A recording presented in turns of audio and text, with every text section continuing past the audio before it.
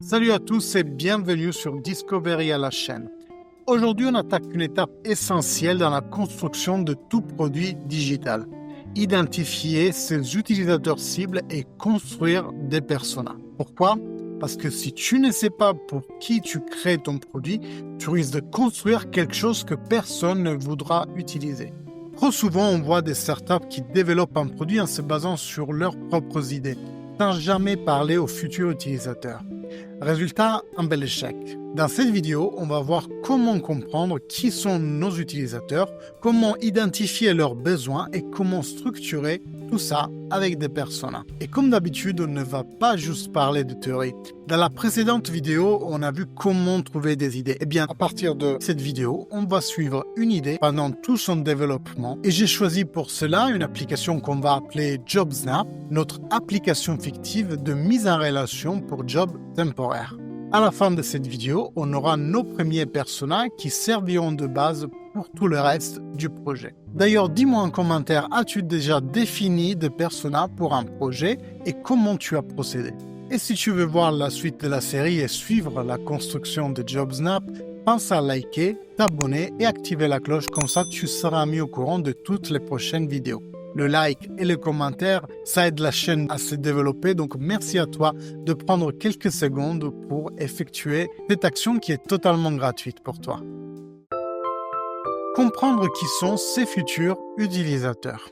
Pour identifier nos utilisateurs, on commence souvent par des données démographiques. Ce sont des critères classiques comme l'âge. Est-ce qu'on cible des jeunes actifs, des retraités ou des étudiants? Le genre, est-ce que certains produits sont plus adaptés à une audience spécifique? Une localisation, un service de livraison ultra rapide n'a pas la même valeur au centre-ville ou en zone rurale. Aussi, à niveau de revenus, une plateforme premium ne s'adresse pas au même public qu'un service low cost. La profession, on ne vend pas un outil de gestion de projet à des boulangers, mais plutôt à des managers ou à des freelances. C'est utile, mais c'est pas suffisant parce que deux personas du même âge et du même métier peuvent avoir des comportements totalement opposés. Un étudiant peut être ultra connecté et utiliser plein d'applications pendant que l'autre préfère faire des choses de manière traditionnelle. C'est là qu'on regarde les comportements des utilisateurs. On se pose des questions comme quels outils utilisent-ils déjà pour résoudre leurs problèmes? Comment est-ce qu'ils prennent leurs décisions?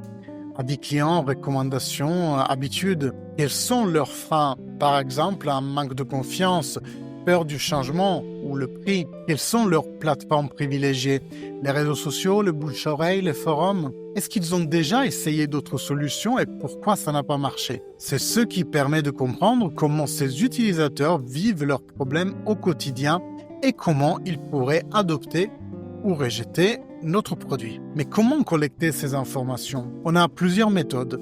Les études de marché existantes, des plateformes comme Statista ou INSEE, Google Trends, permettent d'avoir des chiffres précis sur un secteur donné. Exemple, comment les travailleurs utilisent des plateformes d'intérim digital. Les interviews et les sondages, donc aller parler directement aux futurs utilisateurs est hyper puissant. Rien ne remplace une vraie conversation pour comprendre leurs frustrations et attentes. L'analyse de comportement en ligne aussi. Les forums comme Reddit, Quora, les groupes Facebook ou Twitter sont remplis de discussions où les gens expliquent leurs frustrations sur les produits existants. Les données d'usage d'un produit existant. Si tu as déjà un site ou une landing page, regarde où les gens cliquent ou l'endroit où ils quittent ton site. L'idée, c'est de croiser plusieurs sources de données pour éviter de se baser uniquement sur des suppositions. Parce que si on crée un produit sur une intuition au lieu de données réelles, on risque de se planter. Construire de personas, une approche méthodique. Maintenant qu'on a identifié qui sont nos futurs utilisateurs, on va structurer ces informations avec le persona. Parce qu'avoir une vision claire et détaillée de son utilisateur type, c'est la clé pour prendre les bonnes décisions produits. Si tu bosses sur un produit digital et que tu te demandes c'est qui mon utilisateur cible et que tu réponds tout le monde peut l'utiliser, c'est que tu n'as pas encore assez creusé. On va voir ensemble comment construire des personas efficaces, quels éléments y inclure et comment les utiliser pour guider le développement du produit. Qu'est-ce qu'un persona et pourquoi c'est utile? Un persona, c'est un profil fictif qui représente un utilisateur type. Il ne s'agit pas d'inventer quelqu'un au hasard, mais de structurer les données qu'on a collectées pour mieux comprendre notre audience. Pourquoi c'est important? Parce qu'un bon persona permet de prendre des décisions produits plus pertinentes en se mettant à la place de l'utilisateur, aligner toute l'équipe sur une vision claire de qui est notre cible, mieux orienter le marketing et la communication en adaptant les messages aux attentes des utilisateurs. Et surtout, un persona évite qu'on prenne des décisions basées sur des suppositions. Au lieu de dire « je pense que l'utilisateur aimerait ça », on peut dire « selon notre persona principal, on sait que ce besoin est prioritaire ». Élément clé d'un persona efficace.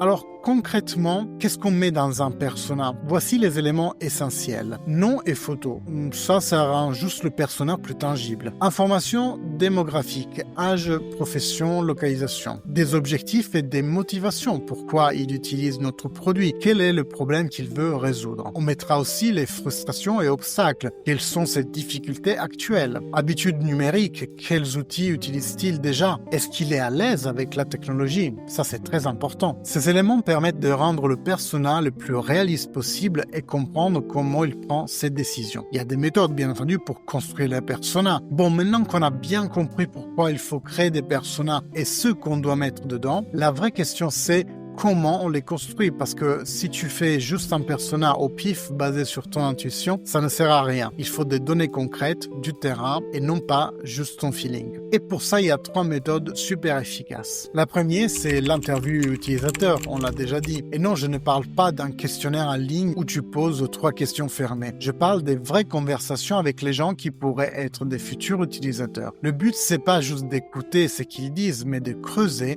de repérer des frustrations courantes, les problèmes qui reviennent encore et encore, parce que si 5 personnes différentes te parlent du même problème, c'est probablement un truc à creuser pour ton produit. La deuxième méthode, l'analyse des données existantes. Parce que soyons honnêtes, on n'a pas toujours le temps ni les moyens d'aller parler à des dizaines de personnes. Alors pourquoi ne pas exploiter ce qu'il existe déjà?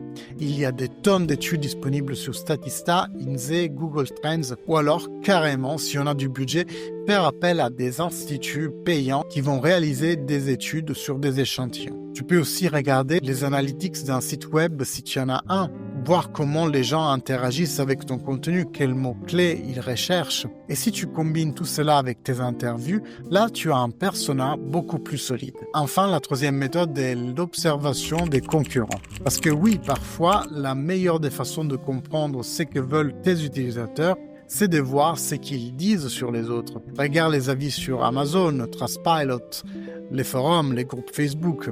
Les gens râlent souvent sur ce qui les énerve. Et c'est une mine d'or. Parce que si un concurrent foire sur un point précis, toi, tu as une opportunité énorme pour te différencier. L'idéal, c'est de croiser ces 3 méthodes, parler aux utilisateurs, exploiter les données et analyser la concurrence.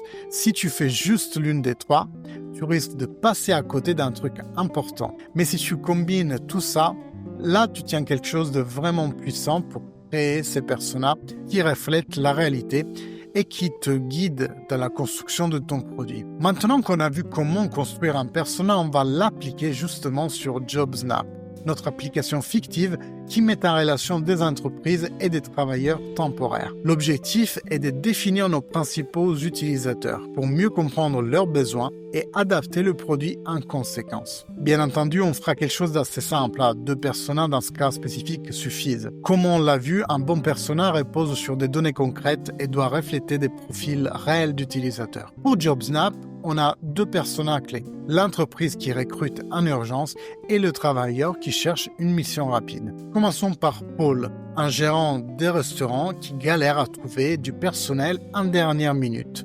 Pour bien comprendre son profil, mettons-nous dans sa tête. Franchement, gérer un resto, c'est déjà assez compliqué comme ça. Mais quand mon serveur m'appelle à 11h30 pour me dire qu'il ne peut pas venir pour le service du midi, là, c'est la panique.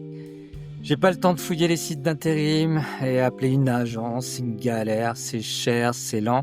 Et souvent, le gars qu'ils envoient, il est juste là pour encaisser son chèque. Moi, ce que je veux, c'est simple.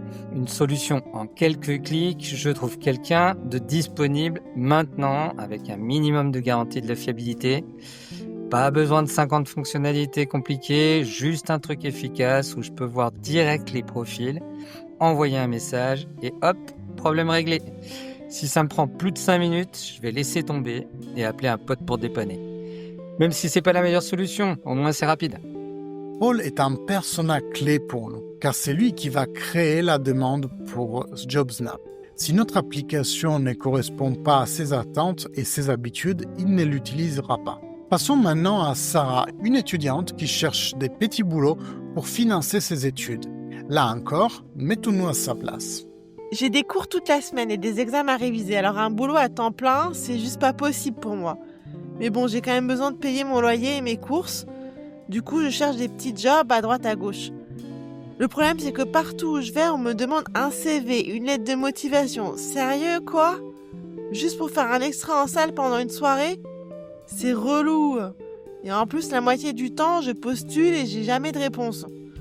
En vrai, ce que je veux, c'est une app où je peux trouver un job rapidement, sans prise de tête. Genre, je mets mon CV une fois, je sélectionne les jobs qui m'intéressent, et si un employeur me choisit, bam, je reçois une notif direct sur mon tel. Pas de chichi, pas de paperasse. Juste un job rapide, bien payé et qui s'intègre dans mon emploi du temps. Sarah est tout aussi importante que Paul, et on le verra par la suite, même plus. Car par exemple, on pourrait envisager une solution payante pour Paul qui a le vrai besoin et une app non payante pour Sarah, parce que déjà elle est étudiante, elle n'a pas forcément le budget. En plus, désolé pour elle, mais Sarah c'est plus le produit et Paul est le client. Comme on dit souvent, quand c'est gratuit, c'est que c'est toi le produit. Je m'égare. Je disais Sarah est tout aussi importante que Paul, car sans travailleurs disponibles, les entreprises ne viendront tout simplement pas sur JobSnap. Ton expérience doit être fluide, rapide et sans friction. Et de payer, c'est une friction, sinon elle ira voir ailleurs. Avec ces deux personnes en tête, on comprend mieux les attentes et les frustrations des utilisateurs. Et surtout, on sait comment structurer notre application pour répondre à leurs besoins réels. Dès l'utilisateur cible aux premières hypothèses de produits. Définir deux personas, c'est bien, mais ça ne doit pas être juste un document qu'on imprime et qu'on oublie. L'objectif, c'est d'en tirer des enseignements concrets pour construire notre produit. Maintenant qu'on connaît Paul et Sarah, on va voir comment leurs besoins influencent la conception des JobSnap. Identifier les fonctionnalités prioritaires. Si on reprend les frustrations et les attentes de nos deux personas, on peut déjà dégager des exigences claires. Paul, l'employeur, veut une solution rapide et efficace. Ça veut dire que l'inscription de l'entreprise doit être ultra simple. Il veut voir des profils fiables. On doit permettre un tri rapide et clair des candidats. Il veut contacter rapidement des candidats, donc on doit intégrer un système de mise en relation directe, messagerie ou contact instantané. Et pour Sarah, qui est une travailleuse temporaire, ce qui est essentiel est donc de ne pas postuler à l'aveugle. On doit permettre de voir les offres rapidement et choisir, ou alors tout simplement mettre son profil à disposition et se faire appeler si besoin. L'inscription et le profil doivent être simplifiés au maximum. Elle veut être informée si un job est dispo. On doit donc intégrer un système de notification instantané. On voit déjà quelles fonctionnalités sont indispensables pour notre MVP et quelles sont celles qu'on peut peut-être pousser à plus tard. Mais il est évident qu'on doit encore creuser et notamment recouper les besoins fonctionnels avec le volet budget pour voir comment tout cela s'imbrique. Valider nos hypothèses avec des vrais utilisateurs. Le problème avec les personas, c'est qu'il reste une représentation fictive de l'utilisateur. Et une des plus grosses erreurs que l'on puisse faire, c'est de bâtir tout un produit sur des suppositions. Donc avant de développer JobSnap, on doit tester nos hypothèses auprès de vrais utilisateurs. Comment? En réalisant des interviews et des sondages. On retourne voir des employeurs et des travailleurs temporaires et on leur demande: est-ce que ces problèmes vous parlent? Comment les résolvez-vous aujourd'hui? Est-ce que vous utiliserez une solution comme JobSnap? On peut aussi tester sur une landing page. Plutôt que de développer une application complète, on peut créer une page web simple qui présente notre concept. Souvenez-vous de Dropbox avec leurs vidéos et voir si les gens s'y inscrivent. On pourrait lancer un prototype rapide, par exemple sur Figma, et faire tester les expériences utilisateurs à des vrais prospects. On le verra dans les prochaines vidéos. L'objectif ici, c'est de confirmer que notre concept a une vraie demande avant d'aller plus loin. Adapter les produits en fonction des retours. Les interviews et les tests vont probablement vous révéler des insights que l'on n'avait pas anticipés. Peut-être que les employeurs préfèrent un abonnement mensuel plutôt qu'un paiement à l'usage. Peut-être que les travailleurs voudraient plus d'informations sur les missions avant d'accepter un job. L'idée, c'est d'ajuster notre feuille de route en fonction de leur retour. Un bon produit ne se construit pas en une seule fois, mais à travers des itérations successives basées sur le feedback utilisateur. En résumé, on a utilisé les personas pour identifier les fonctionnalités prioritaires, on a testé nos hypothèses avec des vrais utilisateurs et on a ajusté notre produit avant même d'écrire une seule ligne de code. Et c'est exactement comme ça que travaillent les startups les plus performantes. Elles ne se contentent pas d'une bonne idée, elles la valident avant de la construire. On arrive donc à la fin de cette vidéo et on a vu une étape cruciale dans la construction d'un produit digital. Définir son utilisateur cible et créer des personas. On a appris donc que dire que tout le monde est notre utilisateur, c'est une erreur. On doit être précis pour construire un produit adapté. Les personas ne sont pas juste des fiches théoriques, ils nous permettent de prioriser des fonctionnalités et d'orienter la conception de notre produit. Un persona reste une hypothèse tant qu'il n'est pas validé. On doit tester nos idées avec les vrais utilisateurs avant de se lancer à fond dans le développement. Et surtout, on a appliqué tout ça à JobSnap, notre application fictive, en définissant deux personas clés. Paul, restaurateur en galère qui veut trouver un employé en quelques minutes sans paperasse, et Sarah, étudiante qui cherche des missions rapides et qui veut une expérience fluide et sans prise de tête. Ces personas vont être notre boussole pour les prochaines étapes. Et justement, dans la prochaine vidéo, on va aller encore plus loin et attaquer la recherche utilisateur qualitative. Comment mener des interviews qui donnent des vrais insights? Comment analyser les frustrations et les attentes utilisateurs? Comment traduire ces insights en décisions concrètes pour notre produit? Si cette vidéo t'a été utile, mets un like, pose des questions, donne ton avis dans les commentaires. Vous savez, la croissance organique est hyper importante pour les vidéos sur cette plateforme. Et abonne-toi et active la cloche pour ne rien rater de la suite. Et dis-moi en commentaire justement, as-tu déjà créé des personas pour un projet et comment as-tu fait? À très vite pour la suite de la série dès l'idée au lancement. Ciao!